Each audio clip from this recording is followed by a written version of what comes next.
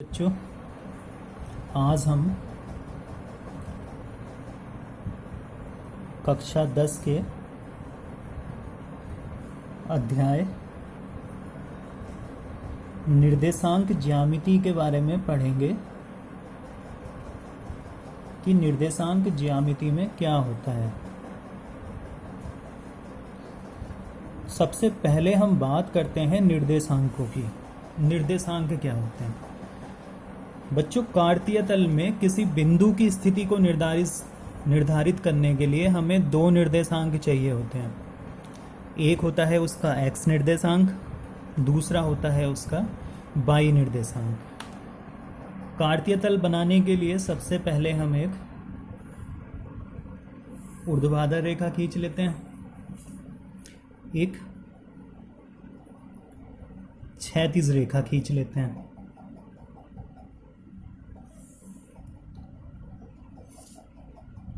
ऊर्ध्वाधर रेखा को बोलते हैं y अक्ष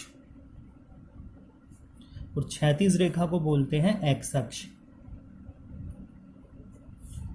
इसके विपरीत दिशा में इसको y डैश कह देते हैं और x अक्ष की विपरीत दिशा में उसको x डैश कह देते हैं। जहां ये दोनों रेखाएं एक दूसरे को काटती हैं वो कहलाता है O और उसे कहते हैं मूल बिंदु। मूल बिंदु। तो मूल बिंदु इसलिए बच्चों ये x अक्ष के लिए भी यहाँ 0 होगा और y अक्ष के लिए भी 0 होगा। अब हम इसको थोड़ा बराबर भागों में बांट लेते हैं।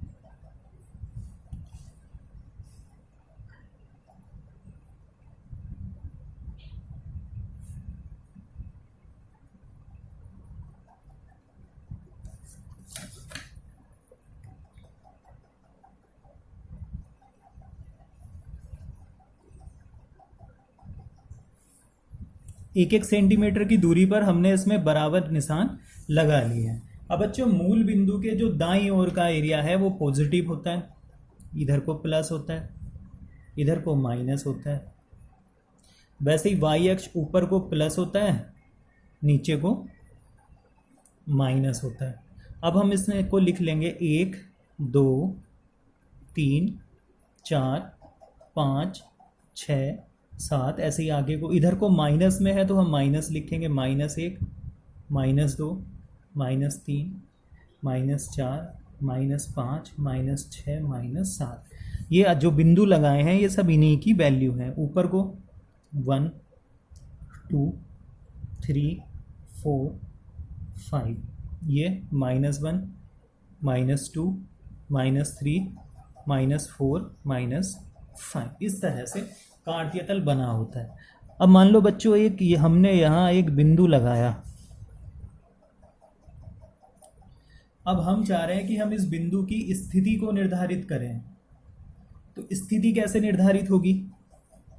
इसको पहले यहाँ मिला लेंगे, ये इधर 4 पे जा रहा है, इधर मिलाएंगे तो ये 3 पे जा रहा है। तो इसका मतलब ये जो बिंदु है ये x अक्ष से 4 की दूरी पर है और y अक्ष से 3 की दूरी पर है। तो जब हम इस बिंदु के निर्देशांक लिखेंगे बच्चों, तो सबसे पहले हम x अक्ष पे जितनी चली गई दूरी है वो लिख लेंगे, कितनी है वो 4। फिर y अक्ष पे चली गई दूरी लिख लेंगे, वो कितनी है 3। तो ये बिंदु P जो है इसके निर्देशांक होंगे 4, 3। ऐसे ही हम इसमें कहीं भी बिंदु लगा सकते हैं।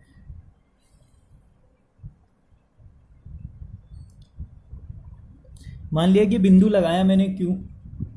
इसके निर्देशांक हमें निकालने हैं। तो पहले इसको यहाँ मिलाओ, नीचे ये -5 पे जाएगा तो x निर्देशांक हो गया -5। अब ये इधर y पे 4 जा रहा है तो y निर्देशांक हो गया 4। तो q के निर्देशांक हो गए बच्चों -5, 4। इस तरह से हम किसी बिंदु के निर्देशांकों को निर्धारित करते हैं। मान लिया किसी बिंदु के जो निर्देशांक हैं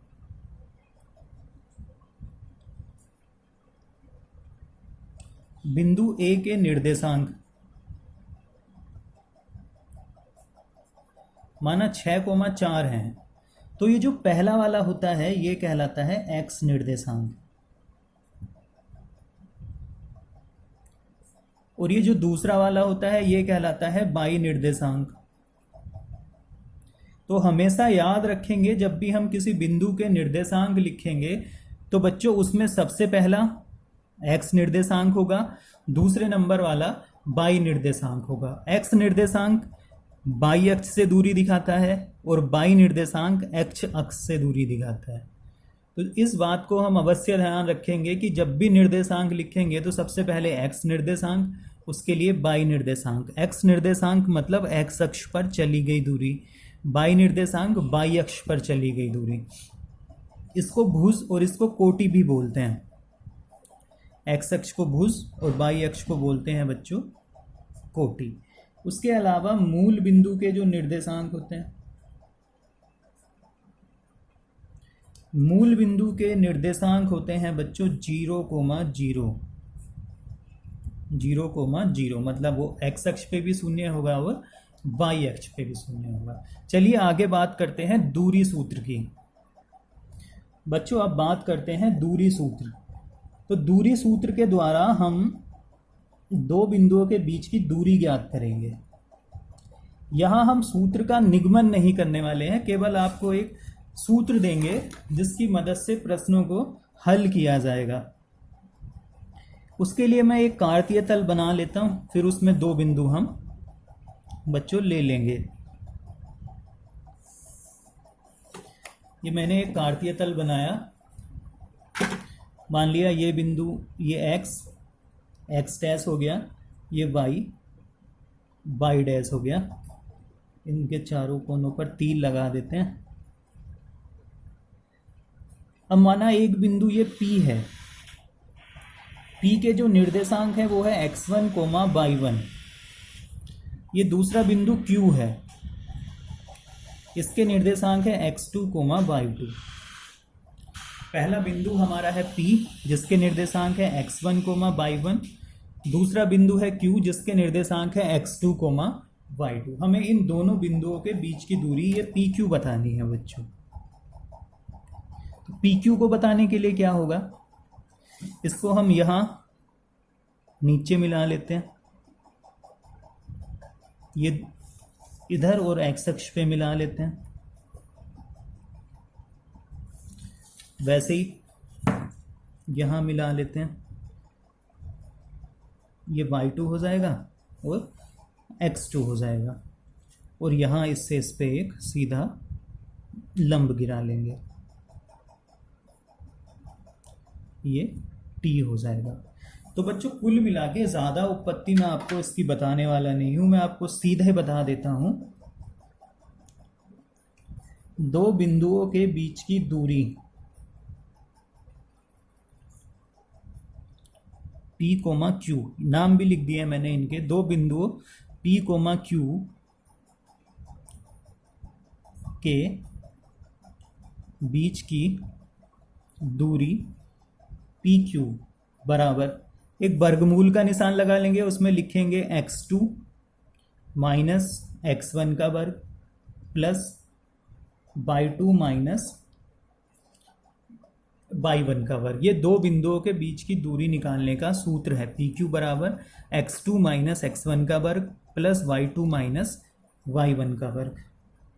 इसके अलावा मूल बिंदु से अगर दूरी निकालनी है तो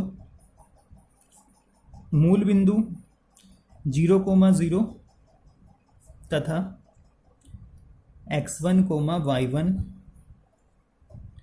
के बीच की दूरी, मूल बिंदु से दूरी नापने के लिए सूत्र लिखेंगे वर्गमूल x1 माइनस 0 का वर्ग प्लस y1 माइनस 0 का वर्ग। अब बच्चों 0 घटाने पे तो कुछ फर्क ही नहीं पड़ेगा, तो ये हो जाएगा वर्गमूल x1 का वर्ग प्लस y1 का वर्ग। ये मूल बिंदु से दूरी ज्ञात करने के लिए है। अब आगे देखते हैं बच्चों विभाजन सूत्र। उसमें भी हम उसकी उत्पत्ति नहीं करेंगे, केवल सूत्र बताएंगे आपको। बच्चों अब बात करते हैं विभाजन सूत्र की। इसकी उत्पत्ति मैं आपको नहीं बताने वाला हूं, केवल सूत्र के बारे में बताऊंगा। तो मान लिया बच्चों दो बिंदु हैं A, B। पहले दो बिंदु लगा लेते हैं। ये बिंदु है A, ये बिंदु है B। ए के जो निर्देशांक है वो है x1 कोमा y1 और बी के जो निर्देशांक है वो है x2 कोमा y2। पहले का x1 कोमा y1, दूसरे के निर्देशांक x2 कोमा y2। इसको एक बिंदु P ये हमने लगाया, इसने इसको m1 अनुपात m2 में विभाजित किया, अंतः विभाजित किया। माना P के निर्देशांक x कोमा y हैं। दो बिंदु हैं हमारे पास, एक A है दूसरा B है। इसको मिलाने वाले रेखाखंड को बिंदु P ने m1 अनुपात m2 में विभाजित किया। तब बिंदु P के निर्देशांक यदि x कोमा y हो तो x बराबर होगा m1 x2 plus m2 x1 बटे m1 प्लस m2। ये तो विभाजन बिंदु के x निर्देशांक निकालने के लिए है। और y बराबर होगा m1 y2 plus m2 y1 बटे m1 प्लस m2। इसको याद ऐसे रखेंगे बच्चों, 1 वाले के साथ में 2 आएगा। x निर्देशांक जब हम निकालेंगे विभाजन बिंदु का तो वहां y निर्देशांक की आवश्यकता हमें नहीं होगी, तो केवल उसमें x होगा m1 x2 plus m2 x1 और बटे में m1 प्लस m2 आना ही है। तो 1 के साथ 2 आता है, 2 के साथ 1 आता है। वैसे ही y वाले में m1 y2 plus m2 y1 बटे m1 प्लस m2। इसके अलावा बच्चों मध्य बिंदु के निर्देशांक अगर हमें निकालने हो तो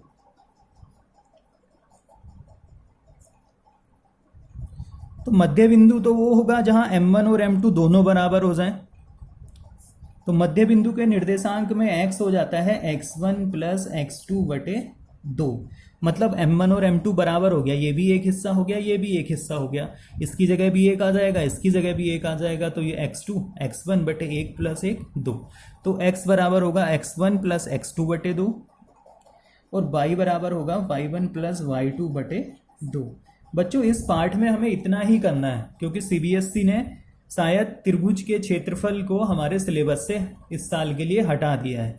तो आप इसको अच्छे से वीडियो के माध्यम से समझ लेना। उसके बाद मैं आपको इसकी प्रश्नावली के क्वेश्चन वाइज सॉल्यूशंस उपलब्ध कराऊंगा। आशा करता हूं बच्चों आपको ये वीडियो पसंद आएगा। धन्यवाद।